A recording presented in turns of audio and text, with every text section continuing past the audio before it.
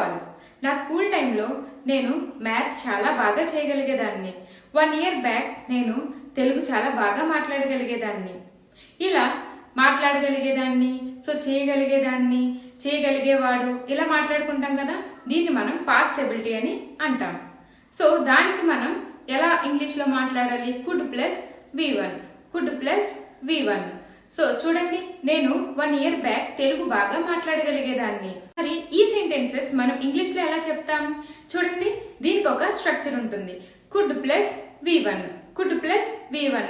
అదే నెగిటివ్ లో అయితే could not plus V1 or couldn't plus V1. Structures ఎలా ఫ్రేమ్ చేయాలో ఒకసారి చూద్దాం. ఫస్ట్ సెంటెన్స్ చూడండి. నేను నా స్కూల్ టైంలో మ్యాథ్స్ చాలా బాగా చేయగలిగేదాన్ని. I could do maths very well in my school time. నేను 1 మంత్ బ్యాక్ తెలుగు చాలా బాగా మాట్లాడగలిగేదాన్ని. I could speak Telugu very well 1 month back. ఇలా మనం కుడ్ ప్లస్ V1 తో స్ట్రక్చర్స్ అనేది ఫ్రేమ్ చేయాలి. ఇప్పటి వరకు పాజిటివ్ సెంటెన్సెస్ చూసారు కదా. ఇప్పుడు నెగిటివ్ సెంటెన్సెస్ చూద్దాం. అయితే దీనికి స్ట్రక్చర్ ఏంటి? Could not plus V1. Sentence చూడండి. నేను చిన్నప్పుడు తెలుగు బాగా మాట్లాడలేకపోయేదాన్ని. I could not speak Telugu properly in my childhood. ఇలా పాస్ట్ ఎబిలిటీ యూజ్ చేసి మనం క్వశ్చన్స్ అనేది ఫ్రేమ్ చేయాలి. Here your question.